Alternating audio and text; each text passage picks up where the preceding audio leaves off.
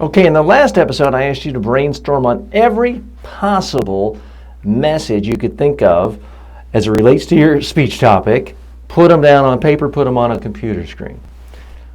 But you can't say every single idea, every message, every number you want in a speech. So what do? You're going to have to narrow it down. Why is this so important? Let's take a step back a moment. The first thing I ask anyone I give an in-person presentation training to, oftentimes it's one person, could be a president of a country, a prime minister, could be someone just like you, or I'm working with a group of people. The first thing I do is ask them,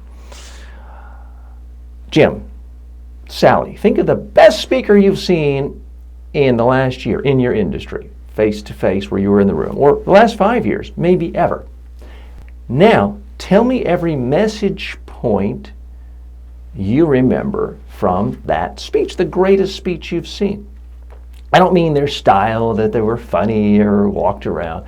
I mean the actual substance, message, numbers, data points. Actual substance. What do you remember?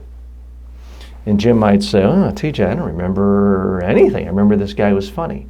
Sally might say, well, TJ, I remember there were these two stories, and what they talked about was.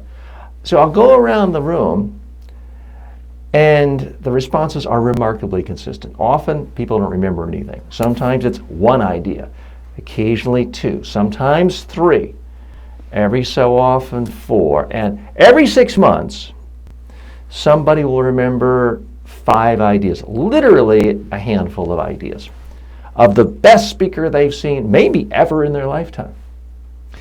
In all the many years, the decades I've asked that question, I've never had anyone remember more than 5 ideas.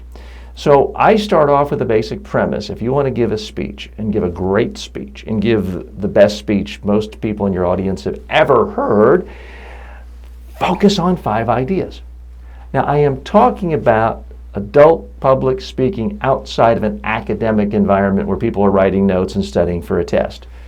The business world, the political world, the non-government organization world, anytime you're speaking to people and their life, their future doesn't depend on taking notes, then this principle applies. If you are a trainer or a speaker and someone is writing, a college professor, and someone's writing detailed notes because you have the power to test them, that's different.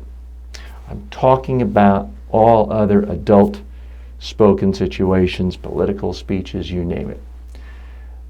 So people go into speeches with the idea of, oh, I want to show everyone how smart I am and tell them everything I know. Wrong. If people will remember nothing about what you said, how could they possibly remember that you're smart? If they remember 1 or 2 or 3 or even a handful of ideas, they're much more likely to conclude you're smart. People go into a speech thinking their real world option is, am I sort of lazy and not very thorough and only communicate a handful of ideas? Or am I hardworking and serious and show everybody how smart I am by talking about 90 ideas?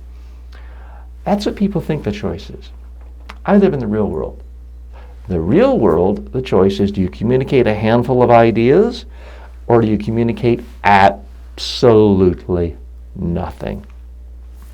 If you give a data dump, if you get greedy, you will communicate nothing. So that's the next step for any presentation you give.